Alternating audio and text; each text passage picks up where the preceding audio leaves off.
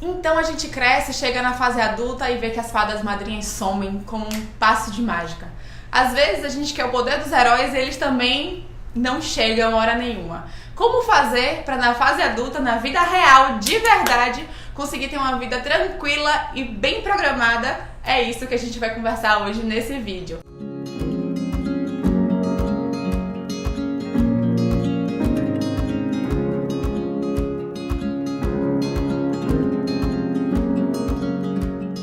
Para isso, eu trouxe a minha fada madrinha, a melhor de todas as fadas madrinhas do mundo. Ah, que nada, fada madrinha não. Ela A gente vai conversar sobre isso, né? Fada madrinha, sim senhora, porque ela se multiplica, enfim. Deixa eu explicar quem é. Essa Indira Marru foi a minha assessora de casamento e a minha fada madrinha. Sabe a Cinderela, que tem aquela fada madrinha que conserta vestido, dá sapato de cristal, arruma tudo? Ela foi essa pessoa na minha vida. Então, se apresenta pro pessoal, porque eu já te conheço, graças a Deus, bastante. Bom, a primeira coisa que eu queria dizer é que a gente não é fada madrinha, né? Insiste nisso, mas... Sabe por quê? Porque fada madrinha tem varinha de condão. E varinha de condão faz as coisas acontecerem, ó, assim. A gente não é fada madrinha. Ok, a gente se esforça, a gente tá lá, a gente faz com carinho, faz com dedicação, com amor e com planejamento também. Pra que tudo aconteça tudo bem tranquilo para as nossas clientes. Eu sou assessora de casamento e trabalho organizando festas, organizando sonhos, realizando sonhos nesse sentido. Mas eu tenho uma história anterior um pouco diferente disso, né? Eu comecei como bacharel em Relações Internacionais, fiz meu mestrado e depois eu vim para Salvador para dar aula. Então, meu princípio todo aí de carreira foi na sala de aula. Sempre gostei de dar aula, sempre gostei de gente, eu sempre gostei de estar com as pessoas, de dividir, de trocar, de receber conhecimento, de dar conhecimento. Mas aos poucos a vida foi me levando aí pro caminho das festas, a partir do meu marido, que abriu uma casa de festas em Salvador. Sim. E as clientes desse espaço de eventos precisavam de alguém que apoiasse essas pessoas na organização do casamento delas. Elas sentiam a dificuldade de organizar sozinha, principalmente quando moravam fora, quando tinham pouco tempo. E aí, a partir disso, a gente foi desenvolvendo a assessoria. E aí já se vão 12 anos de assessoria de casamento. Tá bom, pra você é uma mestre em relações internacionais, tá cuidando de casamento. Por quê? Porque ela ama o que ela faz. Como é perceber, seguir o movimento de mudar de profissão de forma natural, foi natural, e ser tão apaixonada e tão engajada como você é hoje? O que é que motiva a Indira Marru a ser tão especial quanto você é? Ai, meu Deus, eu não sei se é tão ser especial, mas eu acho que o especial é a troca. Ela é maravilhosa, gente. O especial é essa questão da troca. Eu acho que sempre foi um pouco do caminho do que eu tinha como propósito, desde a época das relações internacionais, da sala de aula, até agora na época, né, que eu trabalho com casamentos. Eu gosto dessa troca. Então eu gosto de lidar com as pessoas, de ter a possibilidade de ter um entendimento daquilo que as pessoas precisam e de servir de alguma maneira a elas, para que elas possam atingir esses propósitos, essas coisas que elas tanto desejam. Sejam os alunos se formarem, sejam as noivas realizarem os casamentos, as debutantes debutarem lá, dançarem a valsa lindamente, enfim, acho que é isso. Você percebe que ela é tão maravilhosa que em uma única resposta ela colocou propósito, ela colocou trocar, servir, porque é isso que ela faz, ela se doa de verdade. Dira, lidar com clientes é sempre um desafio, são pessoas diferentes, etc. Hoje, a gente empreende e vê que a gente precisa se preparar para inovar com os clientes, se preparar para entregar diferente, e às vezes as pessoas ficam com medo de como fazer para poder entregar mais, para ter servir de forma mais fluida e genuína. Quando você olha para o seu trabalho, como você percebe, quais são os truques assim, que você usa para lidar com essas pessoas tão diferentes como as que você lida? Pra gente é difícil porque a gente não lida só com um cliente. A gente tem vários clientes em diversos formatos, inclusive. A gente tem a noiva, que é quem nos contrata diretamente, normalmente, mas a gente tem o noivo, que está sempre preocupado com orçamento e com alguns desejos muito específicos, muito desligados da realidade orçamentária que ele mesmo propõe, inclusive. A gente tem a mãe da noiva, que também tem um sonho e que nem sempre é o mesmo sonho da noiva. A gente tem a sogra e a gente tem todas as tias, todos os primos, porque todo mundo tem um bom pitaco para esse momento. É um pitaco carinhoso, mas todo mundo não deixa de ser cliente. Sim. Porque na festa os convidados são nossos clientes. e também são nossos clientes os fornecedores, porque a gente também existe para facilitar a vida dos fornecedores. Então é um conjunto muito grande de clientes, mas a gente não pode esquecer aquele que nos proporcionou estar ali, que é a noiva. Então, além desse conjunto de pessoas, a gente tem as diferentes personalidades, né? A gente tem realmente noivas que são mais, que se entregam mais, a gente tem noivas que são muito controladoras. Eu acho que esse é um dos grandes desafios hoje de organizar casamento, porque a nossa geração de mulheres e a geração que vem, a nossa não, que é um pouquinho mais nova que eu, né? Demais. É uma geração um pouquinho depois de mim, mas a dela e as que vem, tá vindo depois ainda é pior, são muito controladoras. As mulheres, elas, para se impor no mercado de trabalho, para poder, conquistar todo o espaço e ter a gestão de todos esses espaços que ela conquistou, ela precisou desenvolver um pouco esse sentido do controle.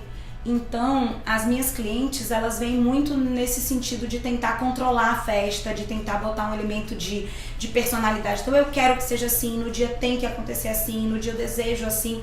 Só que as coisas não são exatamente como a gente imagina, né? Sim. Eu brinco que Deus botou a vida no casamento da mulher moderna, que é pra ela entender que ela não tem controle sobre nada, absolutamente nada. Aí a maternidade é a cereja do bolo. Plim! E o pior que ela pode ser. Mas tudo então, bem. Não controla nada, meninas, nada. Bom, mas enfim, então as clientes vêm com todas essas bagagens, a bagagem do ser controladora, do ser mais fácil, no sentido de confiar, do ser mais difícil no sentido de que é uma cliente que tem algumas peculiaridades, de desejos que são mais difíceis de ser realizados, às vezes a questão do orçamento, né? Às vezes, quase sempre. Sempre. Dica de quem casou. Até quem tem muito dinheiro tá sempre querendo mais do que o que pode pagar. Sempre. Todas as clientes. É o sonho da gente, né? E sonho não tem tamanho, né? Sonhar sonhar grande, sonhar pequeno dá o mesmo trabalho, só não custa a mesma coisa. Pra poder atender tanto as mais controladoras como as mais tranquilas, porque eu acredito que eu fui mais paz e amor. Sim, mais tranquila. Eu tinha algumas exigências assim do tipo, a festa vai ser colorida. Só, mas o resto do que ia ter na festa, como é que ia ser? Mas ela sonhava muito em ter uma decoradora específica. Enfim, tinha sonhos específicos, sim. Mas era um negócio assim mais amplo, mais real. Não era tão o papel do guardanapo, não. A flor que ia ter só tinha a cor, enfim. Quando a gente parar pra pensar no método que você utiliza para atender a todas as clientes da melhor forma possível, a todos os perfis. Eu lembro do dia que você me mandou uma planilha fantástica. A melhor planilha que eu vi na minha vida, automatizada, que muda de cores quando você dá o ok. Um negócio absurdo. Você planeja, você controla o casamento, tudo bonitinho. Esse corpo que você cria, esse método que você fez, que você aplica no seu dia a dia, o quanto isso é importante para a realização do seu trabalho com sucesso no grande dia? 100%. A gente estudando um pouco e vendo na prática também, né? A gente chegou à conclusão de que assim, a assessora, ela funciona como um mecanismo de impulso, né, de propulsão. Então, eu posso fazer você ter um bom resultado, mas só se você quiser ou fizer a sua parte para ter um bom resultado. Então, a gente cria todos os mecanismos para que a cliente possa usufruir isso da melhor maneira desses mecanismos da melhor maneira possível. Então a gente tem as planilhas, a gente tem cronograma, checklists infinitos. Checklist, né? Por quê? Porque o planejamento é uma parte fundamental para a gente atingir aquele objetivo, mas ao mesmo tempo a cliente também tem uma responsabilidade. Na verdade, a responsabilidade maior é dela. Então o resultado depende, em última instância, do que essa cliente executa e o quanto ela rende com o material que a gente disponibiliza para ela. Sim, e na minha experiência é engraçado porque assim, eu tinha uma crença limitante muito grande, que eu achava que a organização era prisão. Eu já contei isso pra vocês. E quando a Indira trouxe pra mim as planilhas, o método, né, tipo, os checklists todos, eu vi que aquilo ali era a minha liberdade, porque eu sabia exatamente quando eu tinha que me preocupar com cada coisa. Quando eu tinha me comprometido com o pagamento de cada coisa, até quando eu tinha que ter finalizado aquele contrato. Ela tinha todos os meus contratos, ela tinha os contratos que eu não tinha fechado ainda, então ela dizia, olha, você ainda não viu isso e aquilo, você ficou de falar com fulano, porque às vezes a gente quer botar, né, um parente que faz uma coisa, outro parente faz aquela, ela fica em pânico, mas a gente quer, e aí ela fica na pendência desses contratos e tal. Então sempre tinha alguém monitorando a minha organização. É como eu disse no início do vídeo, a gente cresce e não tem mais os superpoderes de super-heróis, não tem mais as fadas das madrinhas, mas a gente pode sim estabelecer metas na nossa vida e em algumas fases da vida contratar profissionais que nos ajudem a enxergar esse mundo de uma forma mais sistêmica, né? Essa nossa fase de uma forma mais holística. Porque, é como você falou, a mulher moderna, ela planta bananeira, chupa cana, subia e inventa de casar. Aí, meu amigo, é muita função.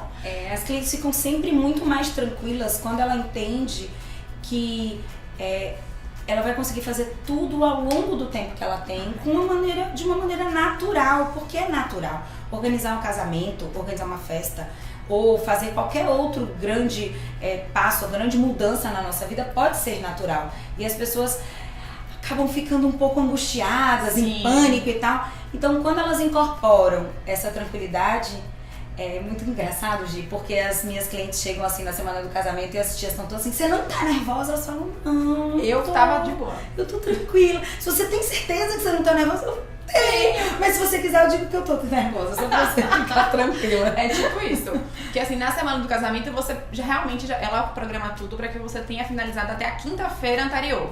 Não é nem na sexta, na quinta-feira anterior. Eu lembro que não tem tanto tempo assim que eu casei. Aí eu lembro que eu tava na quinta-feira da semana anterior recebendo minhas sandálias, organizando tudo.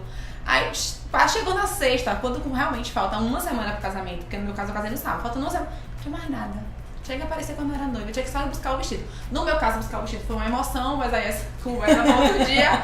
Mas eu só tinha. Isso é outro vídeo. Mas só tinha que buscar meu vestido. Fora isso, eu não tinha mais nada de pendência. Quando a gente pensa em planejar, quais são os pilares de um bom planejamento pra você, que é uma planejadora nata? Bom, vamos lá. Eu acho assim que planejar em qualquer etapa da vida é fundamental você ter o objetivo, né? Qual o propósito do seu planejamento? Então, eu quero casar, então é a meta. Eu quero, sei lá, um emprego novo, é a meta. Então, eu vou planejar quais são as etapas para eu poder chegar lá, né? Então, o objetivo é fundamental. E o segundo, eu já falei, né? Porque eu sou prática, eu já falei, né? É como que você pretende chegar lá. Esse é o grande pulo do gato, né? Quais são os mecanismos que você dispõe, quais são os mecanismos que você vai desenvolver e quais são os recursos que você dispõe, né? Isso. São duas questões diferentes. Ou seja, se eu quero casar, ok, eu quero casar. Então, quanto dinheiro eu tenho, ou seja, quais são os recursos, quanto de ajuda eu vou ter, é um recurso, e quais os mecanismos que eu vou desenvolver. Então eu vou contratar uma assessora, ou eu vou fazer sozinha, mas eu vou buscar um planner, uma dica, uma consultoria, que pode ser uma etapa intermediária, enfim, algum tipo de auxílio para ter um melhor planejamento. Né? Então são duas etapas, vamos dizer assim, os dois pontapés iniciais. O primeiro, definir o objetivo, e o segundo, mecanismos e recursos. Engraçado a Indira falar de mecanismos e recursos, porque assim, às vezes a gente esquece de utilizar aquilo que a gente já tem. A gente não reconhece as nossas habilidades próprias. Isso. Tem uma dificuldade absurda de olhar pra si e ver o que faz bem.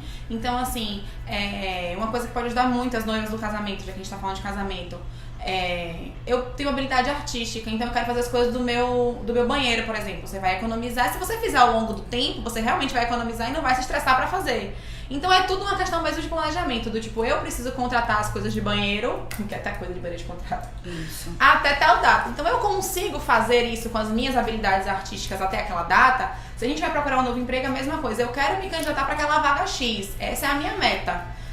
Eu tenho as habilidades que aquela vaga requer, eu tenho inglês fluente, já que a vaga requer inglês fluente, eu não tenho. Então hoje eu não posso me candidatar, mas se eu fizer inglês durante um ano e buscar a minha proficiência, daqui a um ano eu posso me candidatar para aquele lugar. Então é realmente você ter um objetivo e observar o que você tem e aquilo que você não tem e que é necessário ter para chegar lá.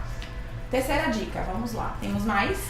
Temos, né? Porque, assim, à medida em que você identifica tudo isso, você precisa estabelecer um cronograma, né? Para que você... Prazo. Ela adora prazo, eu adoro prazo. A gente adora prazo. Tem que ter data, Brasil. E esse cronograma, ele pode ter datas, mas ele pode ter períodos, porque a data, às vezes, para algumas pessoas é um pouco angustiante, né? É engraçado. Mas a data do casamento, ela já é um prazo, de alguma maneira. Então, se você vai casar, sei lá, eu tava planejando uma cliente hoje de manhã, então eu vou usar um pouquinho desse exemplo aí de maneira mais abstrata. Sei lá, se eu vou casar 10/10/2019, então o meu prazo final é esse dia. Sim. Mas eu quero que fique nada pro dia. Então meu prazo não. Então meu prazo é uma semana antes. O meu prazo é um mês antes. Então tudo você vai estabelecer prazo. O cronograma, ele precisa ser desenvolvido de acordo com esses mecanismos e esses recursos. Então, se eu tenho mais dinheiro à vista, por exemplo, guardado, dinheiro poupado, eu posso ter um cronograma que ele vai ser mais curto em termos de execução, porque eu consigo dispor de mais dinheiro para pagar os fornecedores. Sim. Mas se eu preciso pagar à vista, isso é fundamental para eu atingir a minha meta. Pagar a prazo, no caso. Eu falei pagar à vista. Foi. Não foi? Se eu preciso pagar a prazo. Se eu preciso pagar a prazo, então nesse caso, ir parcelando, Sim.